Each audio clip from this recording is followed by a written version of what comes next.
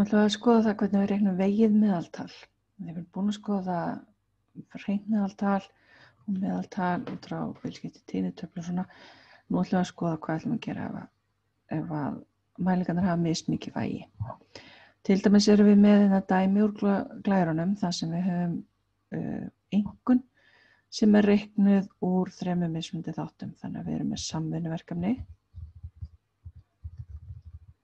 Setjum þessi útreikninga bara á nýtt blað sem Excel til að stækka þess. Við erum með samvinnuverkefni, við erum með tímakannanir og við erum með lokapróf. Og við erum með einhvern Gunnar hérna sem er búinn að taka þessa hluti að skilja þessum verkefnum og hann fær hérna einkunnir. Hann fékk sem sagt 8,3 fyrir samvinnuverkefnið, hann fékk 9,1 fyrir tímakannanirnar og 5,8 fyrir lokaprófið. En vægið á þessum verkefnum er þannig að samvinnuverkefni vegur 15%, tímakannanirnar vega 20% og lokaprófið vegur 65%.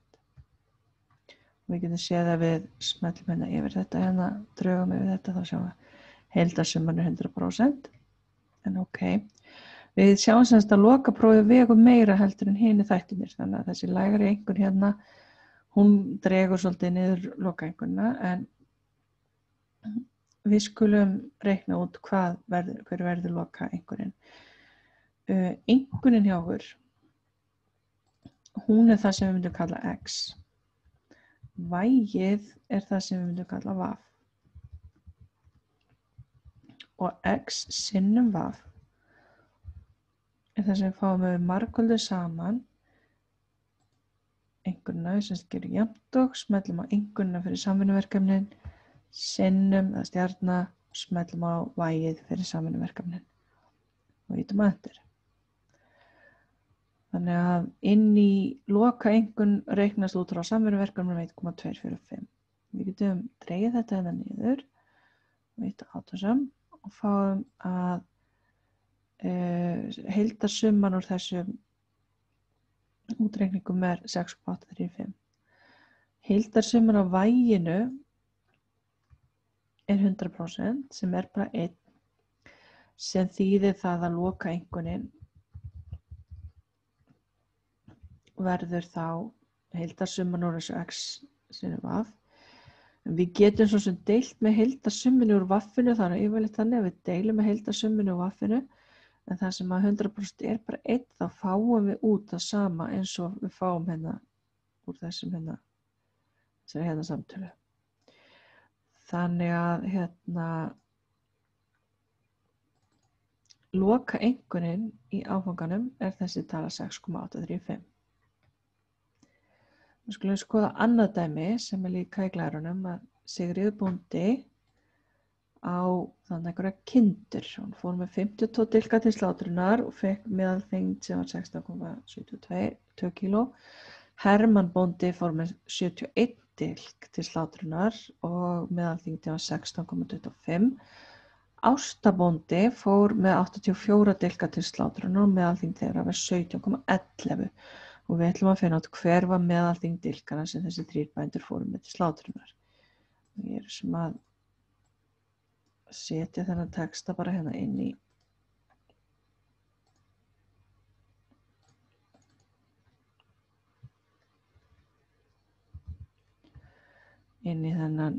glósurnar okkar.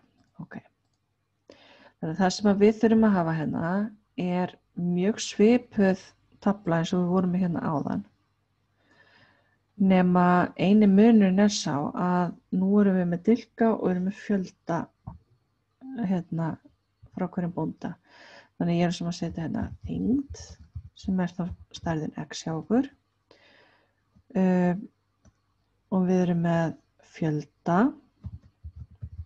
sem er þá vægið okkar, hérna tíðnin. Og hér ætlum við að hafa X sinnum VAF eins og við vorum með áðan. Við vorum með frá Sigríði bónda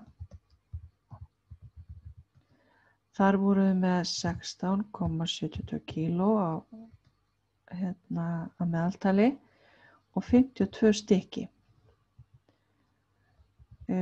Hermann bóndi,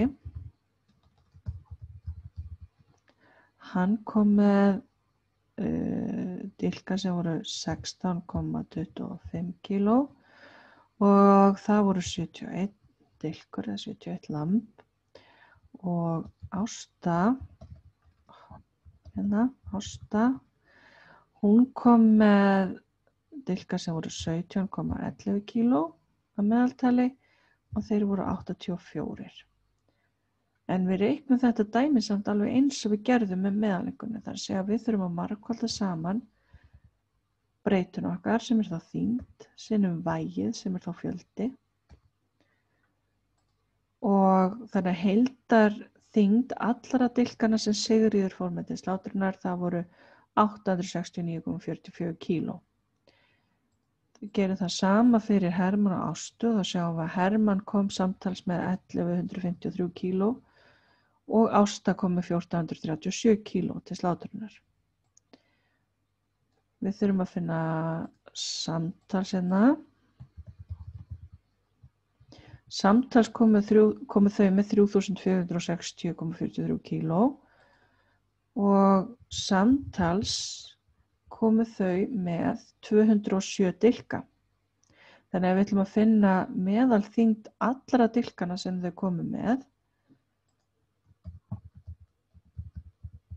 Þá er það heildarþyngd allra dilkana, 3460,43, deilt með heildarfjölda allra dilkana sem þau komu með.